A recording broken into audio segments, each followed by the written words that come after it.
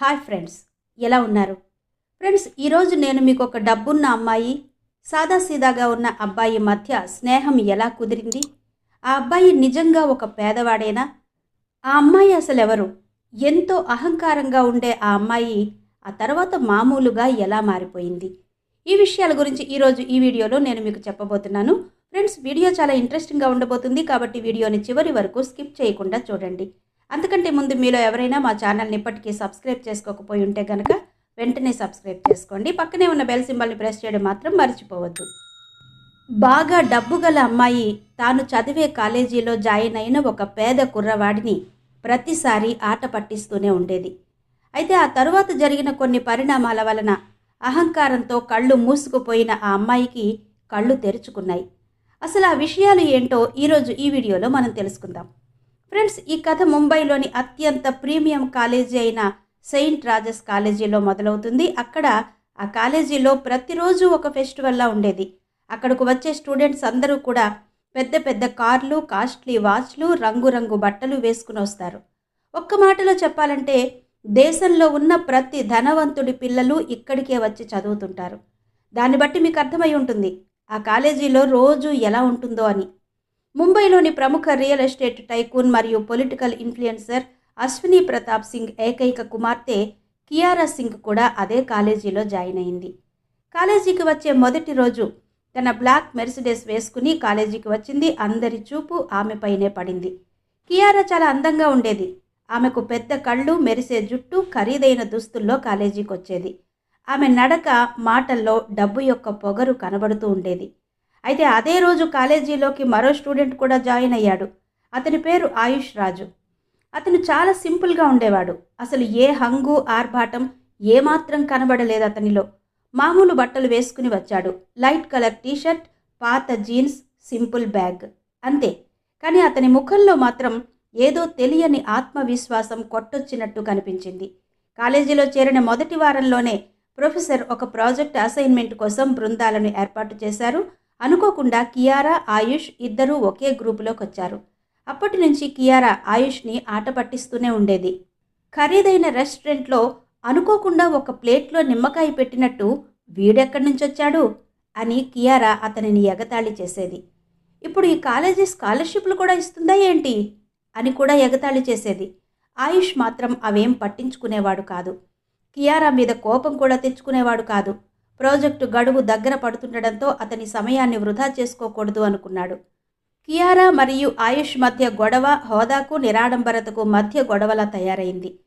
ఆ రోజు తర్వాత సింపుల్గా ఉండే ఆయుష్కి తన స్టేటస్ రుచి చూపించాలని కియారా డిసైడ్ అయింది. అవకాశం దొరికినప్పుడల్లా లైబ్రరీ, క్యాంటీన్, క్లాస్ రూమ్లో తన పొగరును చూపెట్టేది. అతని ప్రశాంతమైన స్వభావాన్ని పిరికితనంగా, తప్పుగా భావించి అతన్ని ఎప్పుడూ ఏదో ఒక విధంగా కించపరచడానికే ప్రయత్నించేది. ఒకరోజు ఆయుష్ కాలేజీ లైబ్రరీలో కూర్చుని బుక్స్ చదువుకునేటప్పుడు అదే సమయంలో కియారా తన స్నేహితులతో వచ్చి అక్కడ చాలా గట్టిగా, హేయ్, ఇతను ఇంకా పుస్తకాలు చదువుతున్నాడు, ఇతని దగ్గర ఫోన్ కూడా లేనట్టుంది అని వెటకారంగా మాట్లాడింది. దానికి ఆయుష్ ఏమాత్రం తన ఏకాగ్రతను కోల్పోలేదు.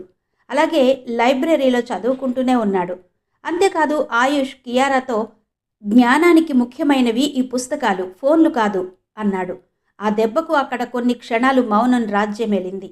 కియారా మళ్ళీ తన అహంకారాన్ని బయటపెట్టింది. మరుసటి రోజు క్యాంటీన్లో ఆయుష్ టిఫిన్ చేస్తున్నాడు. కియారా అందరి ముందు, వావ్, చూడండి ఎటువంటి తిండి తింటున్నాడో, ఇలాంటి వాళ్ళని మన కాలేజీలోకి ఎలా రాణిస్తున్నారో ఏంటో అంది. అప్పుడు ఆయుష్ కియారాతో, నేను కడుపు నింపుకోవడానికే తింటాను తప్ప సోషల్ మీడియాలో అందరికీ చూపించడానికి కాదు అన్నాడు. ఈసారి ఆయుష్ వాదనతో కొందరు తల ఊపగా మరికొందరు నిజమే అన్నారు. ఇది కియారాకు మరింత కోపం తెచ్చిపెట్టింది. ఈ మధ్య ఆమె ఏమి మాట్లాడినా దానికి ఆయుష్ సమాధానమిస్తున్నాడు. ఇది ఆమెకు అస్సలు నచ్చడం లేదు. ప్రాజెక్ట్ మీటింగ్స్లో ఇద్దరు కలిసి కూర్చున్నప్పుడు ఆయుష్ అంత కాన్ఫిడెంట్గా ఎలా ఉండగలుగుతున్నాడో కియారాకు అస్సలు అర్థమయ్యేది కాదు. క్రమక్రమంగా కియారా తనకు తెలియకుండానే ఆయుష్ని అనుసరించడం మొదలుపెట్టింది. అలా రోజులు గడిచిపోతూ ఉన్నాయి. కొన్ని వారాల తర్వాత సెయింట్ రేగిస్ కళాశాలలో వార్షిక ఉత్సవానికి సన్నాహాలు చేయడం మొదలుపెట్టారు. అందరూ ఏదో ఒక ఈవెంట్లో పాల్గొనాల్సిందిగా యాజమాన్యం ఆదేశించింది. కొందరు ఫ్యాషన్ షోలో, కొందరు డ్యాన్స్ రిహార్సల్స్లో బిజీగా ఉన్నారు. అలాగే కియారా ఎప్పటిలాగే ఏదో ఒక స్టేజ్ ఎక్విప్మెంట్ ఫెస్ట్లో స్టార్గా నిలిచింది. ఆమె డిజైనర్ డ్రెస్, లక్షల విలువ చేసే లెహంగా, పర్ఫెక్ట్ మేకప్, కెమెరాల ముందు మెరిసే చిరునవ్వు ఆమెను షో టాపర్లా కనిపించేలా చేశాయి. కానీ ఆమె దృష్టి మాత్రం మాటిమాటికి ఆయుష్ మీదకు వెళ్ళేది. ఆయుష్ రాజ్ టెక్నికల్ టీంతో కలిసి పనిచేస్తున్నాడు. సౌండ్ సిస్టమ్ని టెస్ట్ చేస్తున్నాడు. లైట్లను సెట్ చేస్తూ ఉండేవాడు. అది మాత్రమే కాదు, అందరికీ సూచనలు ఇస్తున్నాడు. కియారా అతన్ని కాసేపు చూస్తూ ఆ తర్వాత స్టేజ్ మీదకు వెళ్ళి, హలో టెక్నీషియన్ బాబు, స్టేజ్ మీదకు వచ్చే ధైర్యం లేదా అని అడిగింది. ఆయుష్ ఆ మాటలను పట్టించుకోలేదు. అయితే ఆ ఫెస్టివల్కి ముంబైకి చెందిన పలువురు పెద్ద పెద్ద వ్యాపారవేత్తలు కూడా వచ్చారు. అది మాత్రమే కాదు, అక్కడ ప్రతిసారి చారిటీ ఫెస్టివల్ జరుగుతుంది. అదే ఈ మొత్తానికి పెద్ద ఆకర్షణ. అందరికీ నచ్చిన పెయింటింగ్ని ఆ ఫంక్షన్లో వేలం వేస్తారు. ఎవరైతే దానిని పాడుకుంటారో ఆ డబ్బులు చారిటీ ఫండ్కి ఇచ్చేస్తారు. అయితే ఈ వేలంలో తన తండ్రి అశ్విని ప్రతాప్ సింగే ఆ అత్యంత ఖరీదైన పెయింటింగ్ను కొంటారని కియారా ధీమా వ్యక్తం చేసింది.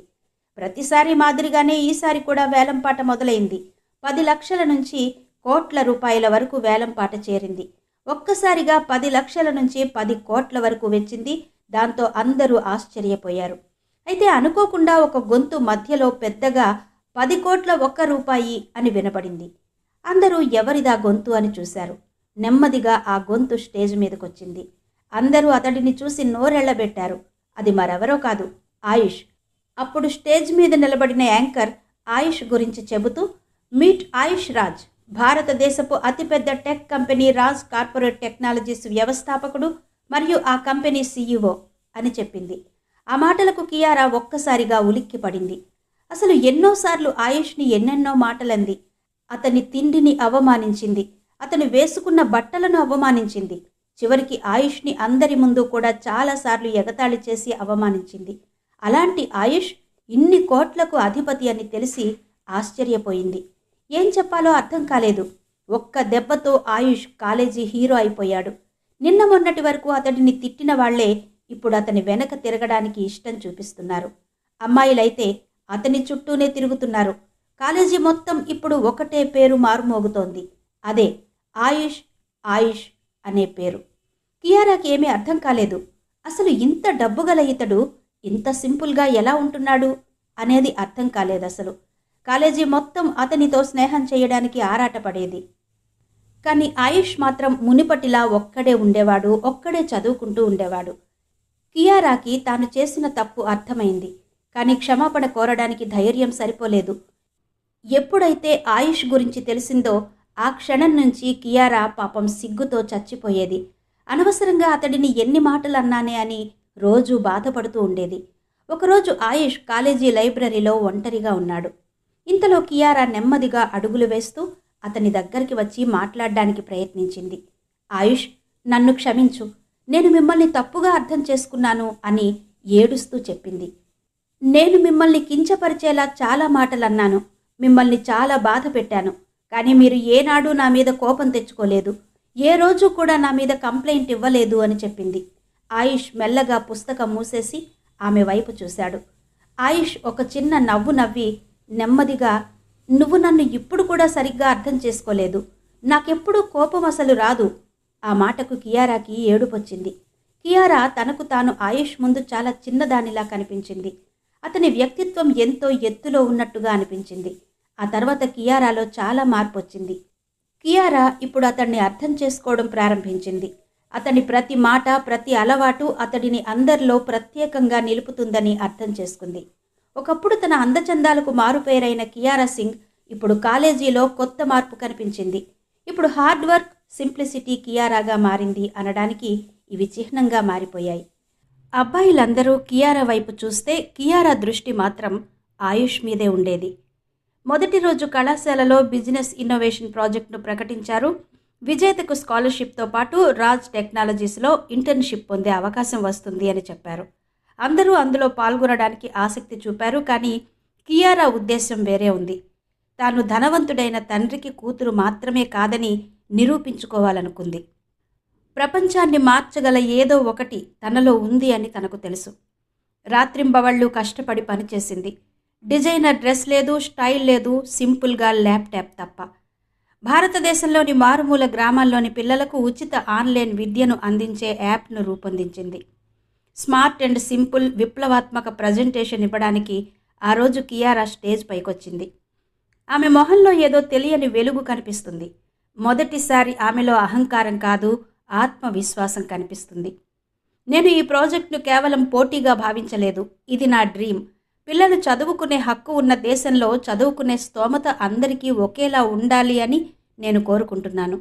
ఈ యాప్ కేవలం టెక్నాలజీ మాత్రమే కాదు. దీని ద్వారా మారుమూల పల్లెటూళ్లలోని పిల్లలు కూడా చక్కగా చదువుకోవచ్చు అని చెప్పింది. ఆడిటోరియం మొత్తం చప్పట్లతో మారుమోగడంతో తొలిసారి ఆయుష్ కియారాను చూసి గర్వపడ్డాడు. అయితే ఆ తర్వాత మైరా కపూర్ అనే మరో అమ్మాయి వేదికపైకి వచ్చి కియారా తన ఐడియాని దొంగతనం చేసిందని ఆరోపించింది. ఈ ఐడియా నాది, కియారా కాపీ కొట్టింది అని అందరి ముందు చెప్పింది. ఒక్క క్షణమంతా మౌనంగా ఉండిపోయారు. కియారా ఆశ్చర్యపోయింది. ఆమె గొంతు తడారిపోయింది. కళ్ళు కన్నీళ్లతో నిండిపోయాయి. కానీ ఆయుష్ తనకు అండగా నిలబడ్డాడు. సాక్ష్యాధారాలను పరిశీలించి 2 ప్రాజెక్టులను పోల్చి మొత్తం కాలేజీ ముందు చూపెట్టాడు.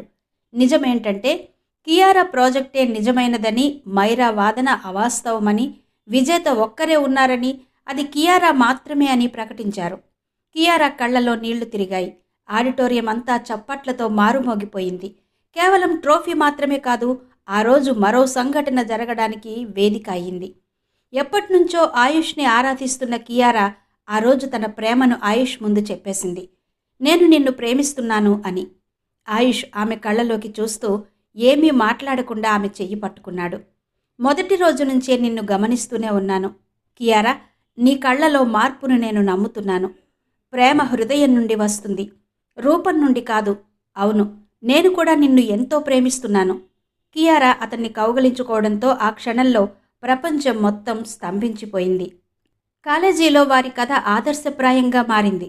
ఇద్దరూ కలిసి కియారా యాప్ను సాకారం చేశారు. వేలాది మంది పిల్లలకు విద్యను అందించారు. కొన్ని సంవత్సరాల తర్వాత సముద్ర తీరంలో వారి వివాహం చాలా సాదాసీదాగా జరిగింది. ఎటువంటి ఆర్భాటం లేదు, ఎటువంటి అనవసర డబ్బు ఖర్చు లేదు. స్నేహితులు, ముఖ్యమైన వారి సమక్షంలో వారి వివాహం అట్టహాసంగా జరిగింది. ఒకప్పుడు అహంకారం, తిట్లతో మొదలైన వారి కథ ఇప్పుడు ప్రేమతో ఒక్కటైంది.